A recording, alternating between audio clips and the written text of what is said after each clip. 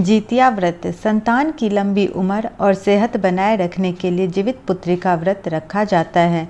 बिहार और उत्तर प्रदेश के साथ साथ नेपाल में विधि विधान से रखे जाने वाले इस व्रत का बहुत महत्व है। हर वर्ष अश्विन मास के कृष्ण पक्ष की अष्टमी तिथि को महिलाएं निर्जला व्रत रखती है। इसे जितिया व्रत भी कहा जाता है।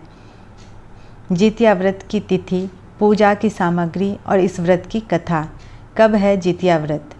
संतान की लंबी उम्र के लिए अश्विन मास के कृष्ण पक्ष की अष्टमी तिथि को जीवित पुत्री का व्रत रखा जाता है।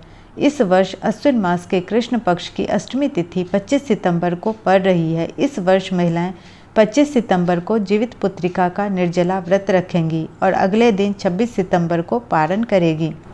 जीवित पुत्रिका व्रत की पूजा सामग्री।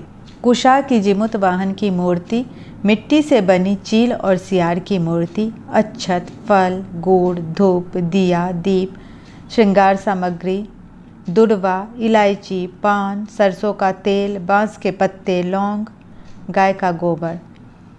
जीवित पुत्रिका व्रत की कथा। पौराणिक कथा के अनुसार किसी गांव में पश्चिम की ओर एक बरगद का पेड़ था। इस पेड़ पर एक चील रहती थी और पेड़ के नीचे एक मादा सियार रहती थी। दोनों में गहरी दोस्ती हो गई। दोनों ने कुछ महिलाओं को जीवित पुत्रिका व्रत करते देख तय किया कि वे भी यह व्रत रखेंगी। दोनों ने व्रत रखा। उसी दिन गांव में एक व्यक्ति की मौत हो गई। उस आदमी का दाह संस्कार बरगद के पेड़ के पास कर दिया गया। उस रात बारिश होने लगी और मादा सियार शव खाने के लिए ललचाने लगी।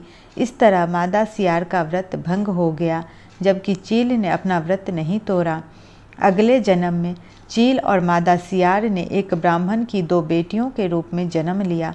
समय आने पर दोनों बहनें शीलावती और कपूरावती का विवाह हो गया।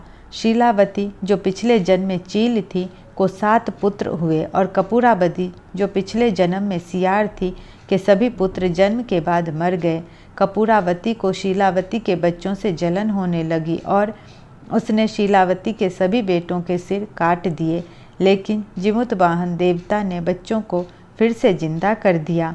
अगले दिन बच्चों को जीवित देख कपूरावती बेहोश हो गई।